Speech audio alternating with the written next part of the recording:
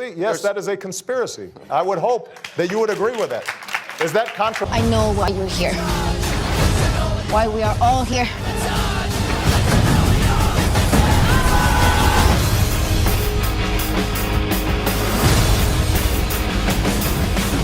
Thank you for joining me. This is a very special report. We're just down to the neck here, hours before the election tomorrow. Hopefully this video gets up before then and the results are tallied, because this video might actually have an impact. First thing you do, if you've looked at this video, know my channel at all, please stop right now and share this video to 5 different people and ask them to do the same. This needs to go viral. I'll distribute it as best I can on all my social media sites, but help me out here, because this information, a lot of it, I think needs to get out there. Even the doubt of it needs to get out there, because it's information. Now, back to the point at hand. We have 2 presidential candidates that can win this race, this election in 2016, Hillary Rodham Clinton and Donald J. Trump. I don't actually know his name. Anyway, those 2 candidates are running for president of the United States. A lot of people fall into 2 or 3 categories, or maybe 4. The never Trump, never Hillary, and never either of them, and then only third party. But there's probably more categories. Anyway, we know a lot about Donald Trump because he has pushed himself into the limelight a lot. He hasn't been running for politics, but we know him. And it's very easy to look things up about him, find out who he is as a person, what he did in his history, and then compare and contrast that to Hillary Rodham Clinton, who a lot of us don't bother to get to know, because a lot of the times, the only time you see something about a politician most of the time is when they're running for re-election. And unless it's a presidential campaign, the tongue slinging is to a minimum, hopefully, but it's not as bad as when somebody's running for president. So we're going to dive into 25 years of the Clinton history and what accusations, charges, and other things have happened to them, and see how bad Hillary really is. Because if she's as bad, even half as bad as people say she is, she cannot be the president of the United States, and there is no way around that. And the only way to prevent her from getting the presidency would be to vote for Donald J. Trump. Now let's see. Number 1, when she was First Lady, she murdered White House lawyer Vince Foster and then dumped his body in a park. Number 2, she drove Vince Foster to commit suicide through her temper tantrums. She was having an affair with Vince Foster. She's a lesbian. I don't know if I believe number 4. Chelsea isn't Bill Clinton's child. Number 5. That wouldn't be a surprise. Now, this Vince Foster, at first glance, I was like, wait, this must be a conspiracy theory. I had to double check this. I don't know if there was any charges actually filed, but there was a lot of a cloud of controversy surrounding this Vince Foster and the involvement with Hillary Clinton. She murdered Vince Foster to cover up that she once bought a tract of undeveloped land in Arkansas and lost money. She murdered Vince Foster to cover up her role in firing the White House travel department. She murdered Vince Foster. After she murdered Vince Foster, she ransacked his office in the middle of the night and stole all the documents proving her guilt. Number 9. When Bill Clinton was governor of Arkansas, she was a partner in the state's law firm, and it sometimes did work involving the state government. Conflict of interest much? She once invested in commodities future on advice of a friend and made $100,000, proving she's a crook. And she once did the same with real estate and lost $100,000, also proving she's a crook. Unnamed and unverified sources have told Peggy Nolan that things about the Clintons that are simply too terrible to repeat.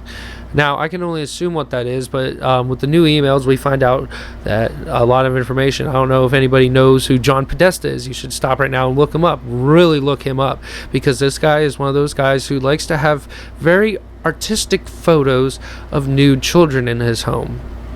And they buried this in one of the main papers. They didn't really report on it because they don't want you to know about John Podesta. But if you don't know John Podesta, maybe you know Anthony Weiner. And Anthony Weiner likes to sex little kids, 15-year-old girls. Now, if Hillary's fine with somebody like that, or somebody like, what's her name? Medine? No. Some weird name. I just completely drew a blank. But she's part of the Muslim Brotherhood, and her mother is like really into some crazy crap, and you should look into that as well. And Anthony Weiner's ex-wife is the one I'm talking about. The personnel murdered at Benghazi make her the first Secretary of State to lose overseas personnel to terrorism, apart from Cody Rice, Colin Powell, and Medine Albright, George Shultz, Dean Rusk, and some others.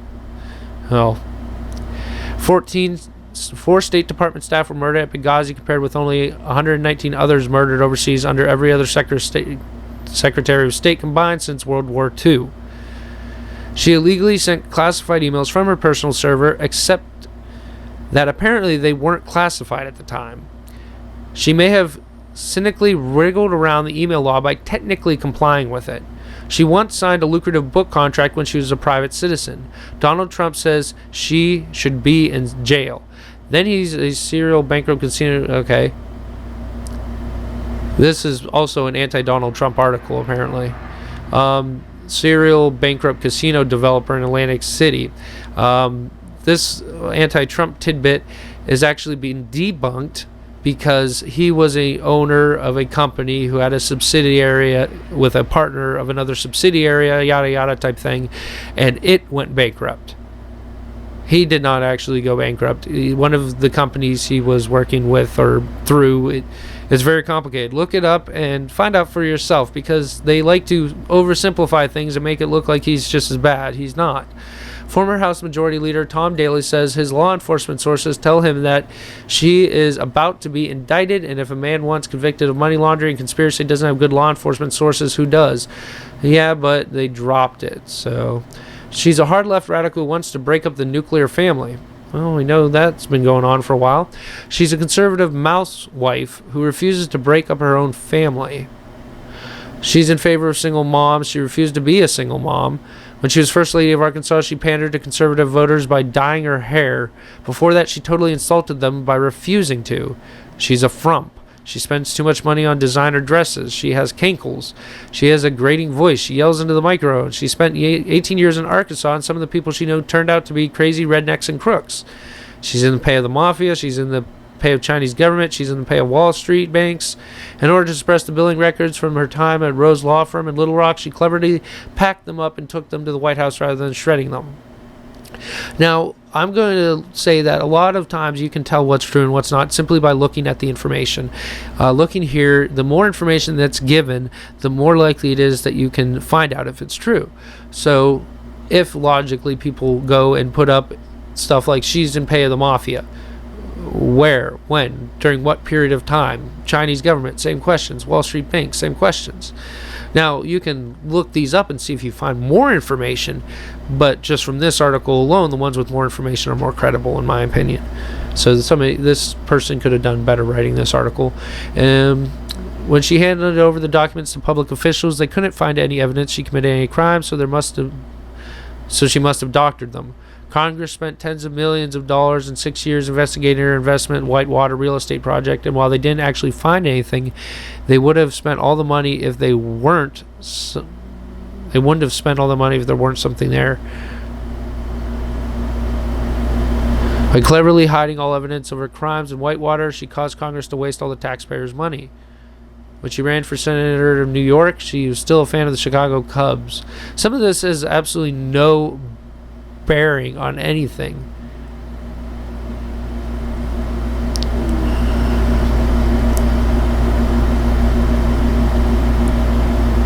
Saul Alinsky. This one's true, and I've verified this, or found verification of it. She's a secret follower of radical prophet Saul Alinsky. That's not good. You need to look him up if you don't know. You should look him up if you have time. Religious bills allow him to keep pushing. She's married to a sex addict. Enemy of traditional marriage. She didn't divorce her husband.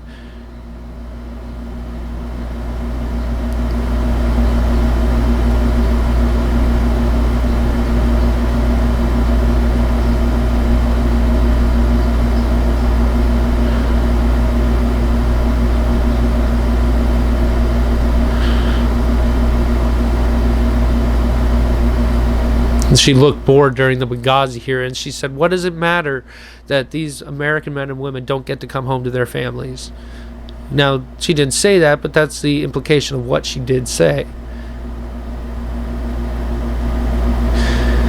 Now, some of the stuff that's not on the list is, like I said, Bethesda. Her and Bill have both gone to Bethesda's Island, and there's talk of whether or not code talk, like, I like hot dogs more than hamburgers. Can we get more hot dogs?